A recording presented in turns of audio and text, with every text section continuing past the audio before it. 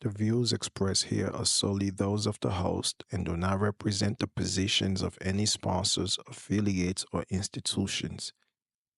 I Don't Subscribe does not serve as a medium for salvation, leadership, or advocacy on behalf of others. An individual's internal compass is their most reliable guide. These conversations serve as waypoints along one's journey. For this reason, I encourage listeners to critically examine all narratives presented, including those on this show. An individual journey is uniquely theirs, and it should be navigated with confidence and intuition. Retain what resonates, release what does not. Let's converse.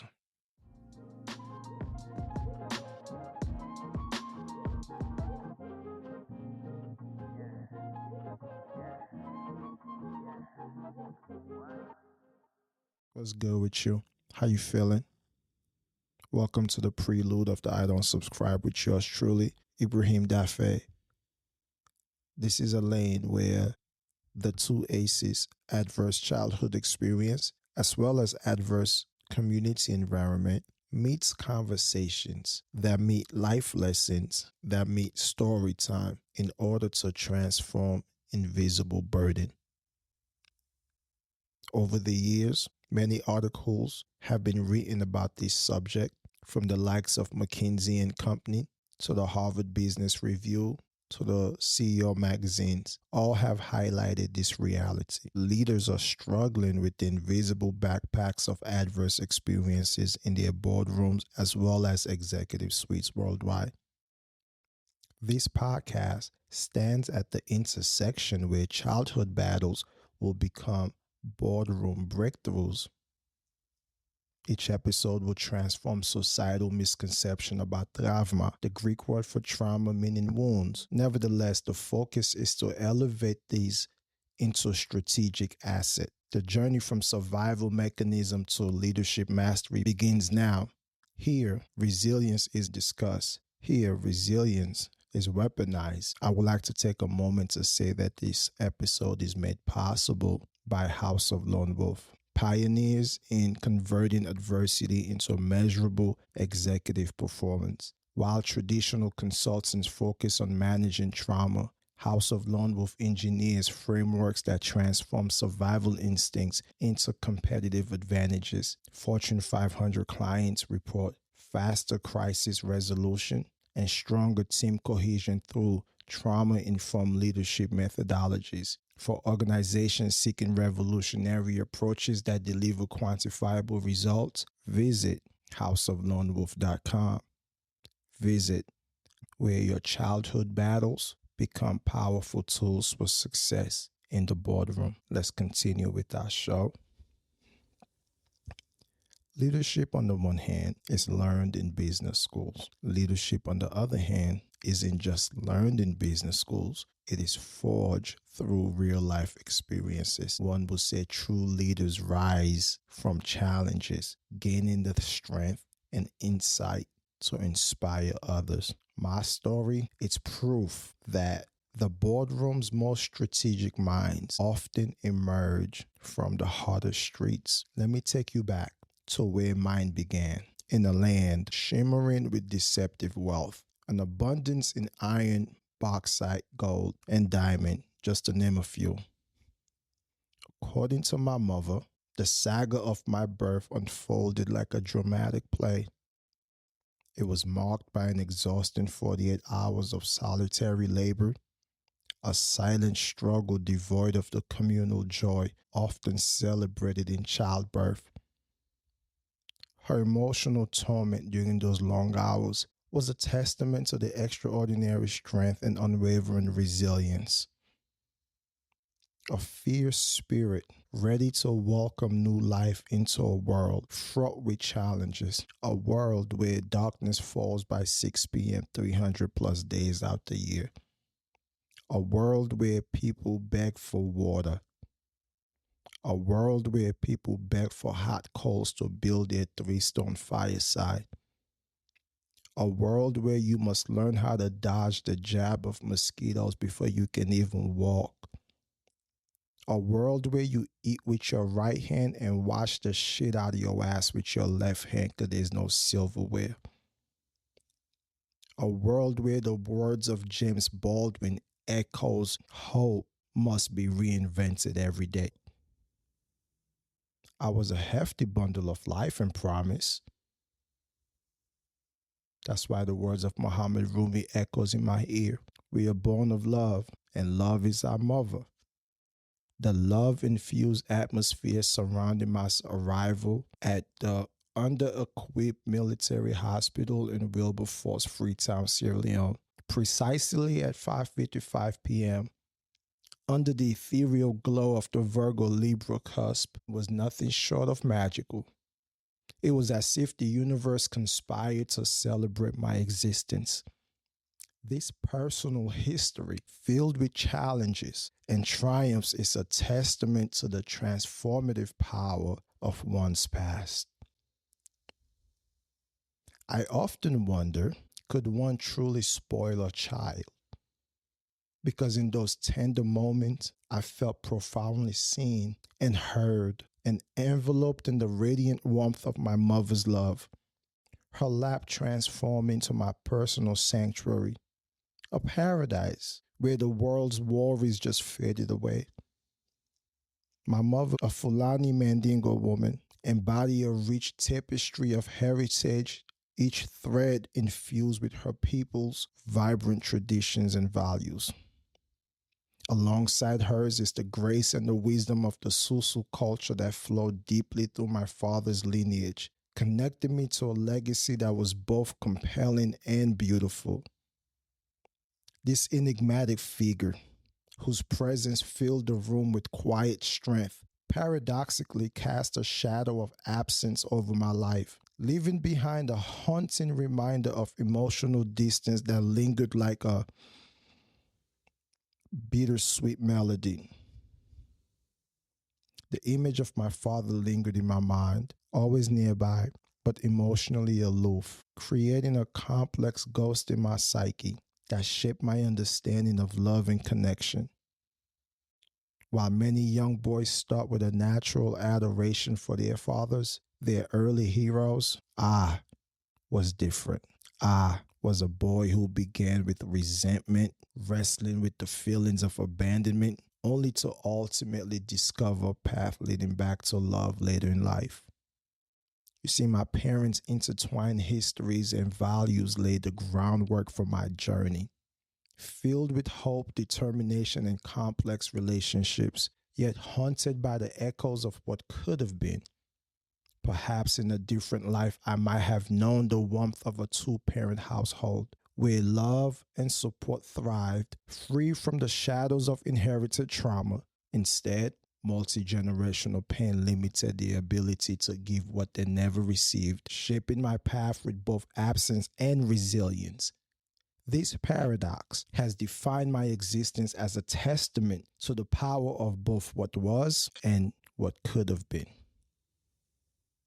The convergence of bloodlines was no coincidence. I was born to be different, my easy voice. It was my inaugural lesson in traversing the complex tapestry of multiple worlds. This essential skill, rich with nuance and depth, is one that every exceptional leader must cultivate. And it is one that every exceptional leader must command with confidence. You dig? So what a C-suite won't learn in executive training program is simply this. The most effective leadership capabilities are not developed in the comfort of ease. They are forged in the heat of adversity. Authentic leadership arises from overcoming challenges, navigating tough situations, and confronting obstacles head on. Through these experiences, resilience is built. Through these experiences, innovation is sparked, and the ability to inspire others is cultivated. Perhaps it might be helpful if one embraces the struggle, for it is where true leaders are made.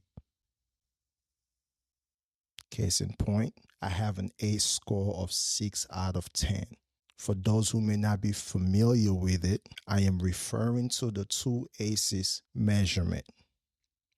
This significant tool reveals the profound challenges I faced in my early years. My score tells a story of emotional neglect, whether it was due to the polygamy family I was part of, because it's all about now you know the big one.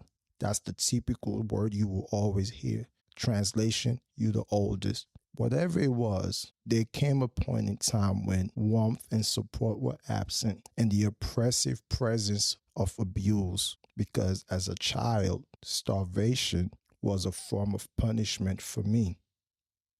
Domestic violence created an atmosphere of fear and instability. The chaos of household dysfunction, poverty, as I overlooked the slums of Freetown, Dumbe, where people would choose to go there and bathe and use the restroom and wash their clothes because they refused to beg for water. All of these things added further complexity in my life. It shattered relationships and it left me uncertain before I even turned 12. So yes, it has left a lasting impression that shaped my perspective. Yet these experiences have not just been obstacles to overcome. They have been the crucibles that have forged my unique strength, my most significant competitive advantage, ready to be embraced and ready to be unleashed. This narrative transcends the mere recounting of my past. It highlights the resilience and the strength that these adversities have cultivated within me, because what truly matters is how these experiences have transformed my character. There was a time I will be the guy that will smoke a blunt with you and turn around and rob you. And I've killed a lot of relationships that way. It's crucial to recognize that one's own challenges have the power to yield incredible personal growth. They are not merely obstacles to overcome, but the crucibles that have forged their unique strength.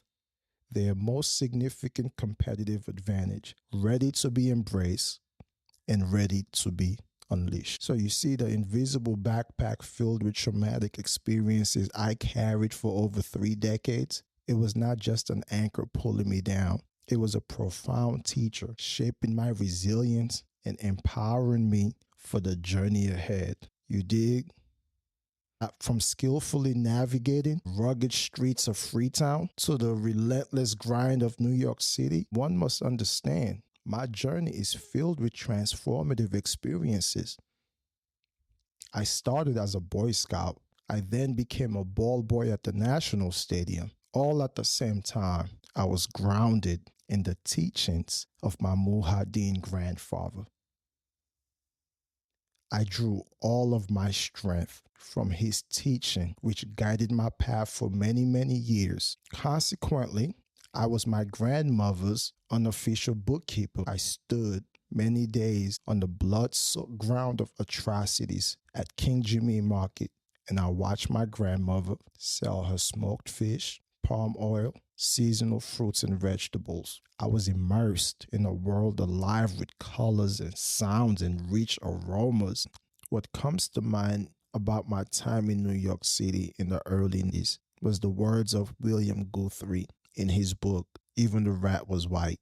In that book, he highlights the time travel trauma, how people are constantly blaming each other due to the Eurocentric version of things. And in that moment, what also was palpable was the difference between race and ethnicity, because I was living in the inner city of New York around Black Americans, whether you call yourself an FBA or ADOS, and around Hispanic Americans. There were no Caucasian Americans living around us except for the Giuliani goons, and they didn't live in our neighborhoods. But to live in that time where when you go to the bodega, you gotta fight niggas, whether it's physical or verbal. You go to the laundromat, you gotta fight niggas. You go to the supermarket, you gotta fight niggas. It didn't matter where I was going at the time. This was the time when just for looking at people, it was a problem.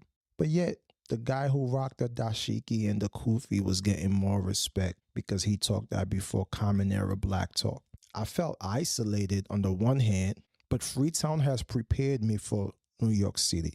I was ready for what to come because I've been forced to always understand wherever I'm at was my new home. It just so happened to be this new home. I was a second class citizen, whether I was at school, whether I was in the neighborhood, or whether I was in my mother's house, I was a second class citizen. So what I chose to do was to turn all of these hurtful labels that I faced, the African booty scratcher, the monkey, the nigga that looked like the gods from This Must Be Crazy, all of these terminologies, I turned them into a motivation and I assert my identity. I took a piece of my mother's extrovert and a piece of my father introvert, and I became a chameleon. Ultimately, I became one of the niggas because I was not going to be stuck in the teller of 1 minute being an African or being a nigga. I just became one of the niggas. And you know what happened with being one of the niggas? I stood outside and learned the game. When everybody else ran upstairs because the street lights was on, I was outside, picking the brains of stick-up kids, learning how to line up jokes. I navigated every crook, every cranny you can think of in the Morrisania section of the South Bronx. My journey from those greedy streets to executive boardrooms reflect a blend of resilience, ambition, and the depth of my experience represent not just physical space, but goddamn, the profound transformation that occurs when adversity becomes an advantage, when survival becomes strategy. So each transition, cultural shift, moment of displacement, and adaptation process intricately woven together tapestry for exceptional leadership. One that traditional training methods could never hope to replicate. These experiences build a rich foundation of understanding and resilience, shaping leaders who navigate complexities with insight and grace. The pivotal intersection where deep-seated trauma intersect with strategic brilliance.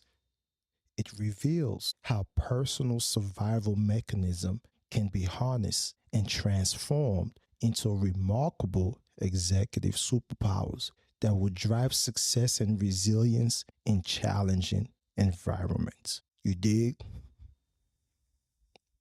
So the C-suite's executive making critical decisions that affect thousands. You know that existing approach are inadequate. In a crisis, conventional frameworks fail, academic theories collapse under pressure, and consultant playbooks are disconnected from reality. It's time to demand a more effective strategy. Mechanisms an individual's brain developed in response to the challenges of childhood adversity are not just tools used to survive. They are the invaluable assets. They can now leverage them to reshape their leadership style. These experiences have given individuals a unique resilience that allows them to face difficulties with grace and courage. Creativity discoveries while overcoming obstacles enhances problem-solving abilities, while the deep empathy nurtured enables one to connect with others on a profound level. By embracing this strength, an individual can navigate the complexity of leadership, but will do so with confidence and genuine understanding of those they lead. An individual journey has equipped them to inspire and to uplift others, making a meaningful impact in their lives and their own. You dig? So imagine this, your hypervigilance, constantly scanning for emerging threats, that can evolve into advanced pattern recognition as you learn to channel it effectively in the future. Your emotional regulation challenges could serve as highly refined early warning systems, allowing you to detect organizational dynamics that others may overlook later. Your adaptability in chaotic environments is not merely a response to anxiety. It's the foundation for accelerated decision-making capacity that will empower you under pressure in the events yet to come. These aspects aren't flaws that need fixing. Instead, they are hidden strength just waiting to be nurtured and embraced.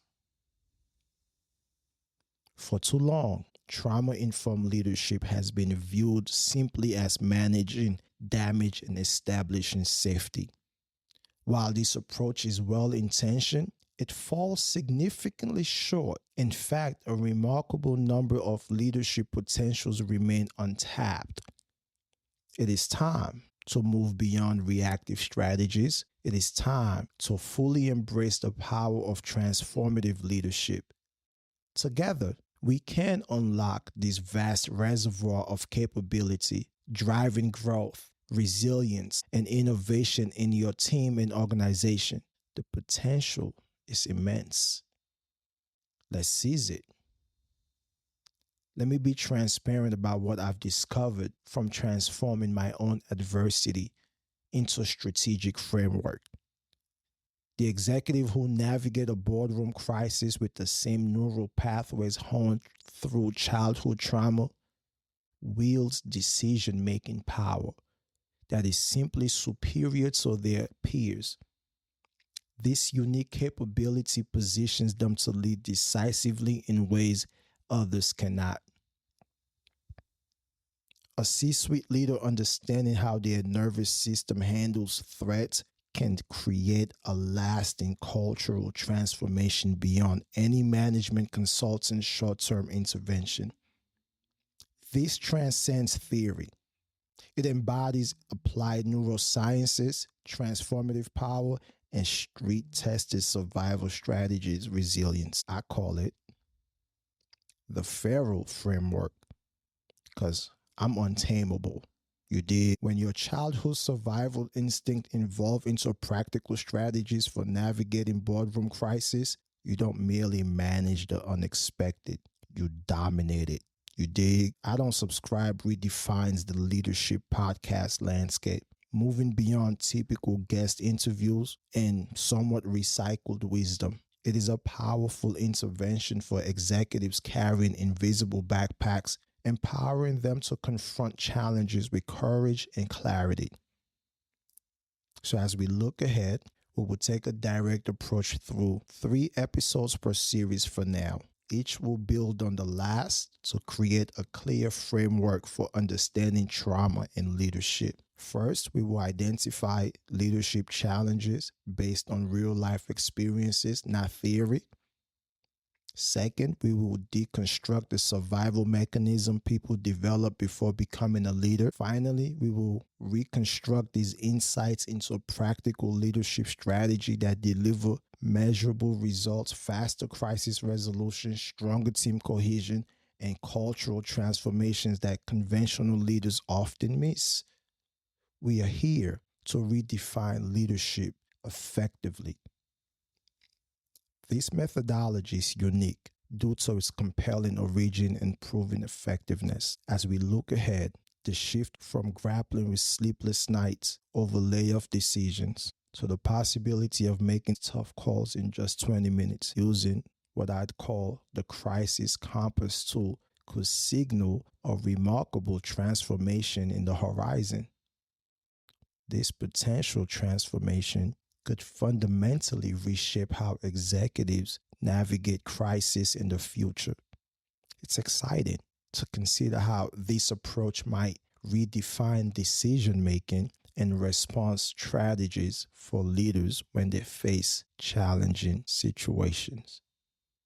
This show promises to be a game changer for leaders ready to embrace new possibilities. It's tailored for those who anticipate that conventional methods will no longer yield the results they seek, who are beginning to uncover untapped leadership potential within their personal histories, and are prepared to transform what society often views as disadvantages into their most potent strategic assets.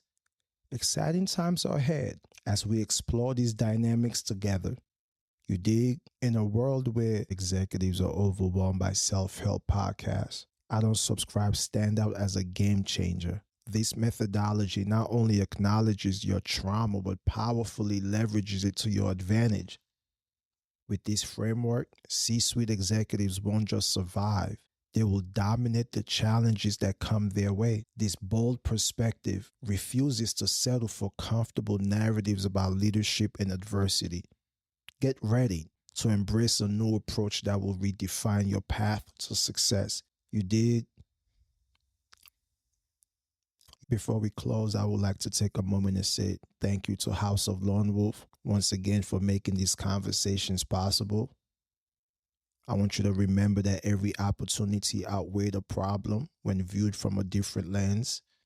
Conventional wisdom lead people to believe that scars represent brokenness, when in fact they highlight immense potential, dangerous to mediocrity, challenging the status quo, and defying limitations. Until next time, I'm Ibrahim Daffae, confidently questioning what society deems normal. I don't subscribe, and that makes all the difference. C-suite scars aren't weaknesses to conceal.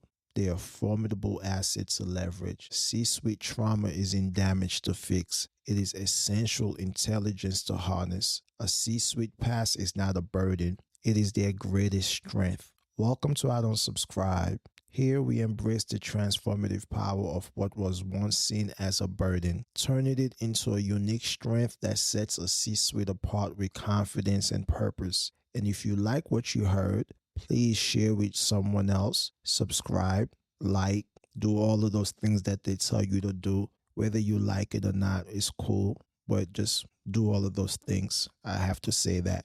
But I wanna say that thank you also to our sponsor, House of Lone Wolf, for making these conversations possible. And I want you to remember that every opportunity outweighs the problem, especially if it's viewed from a different lens. Conventional wisdom lead people to believe that the scars represent brokenness, when in fact they highlight immense potential, dangerous to mediocrity, challenging the status quo, and defying limitations. Until next time, I'm Ibrahim Daffae, confidently questioning what society deems normal. I don't subscribe, and that makes all the difference.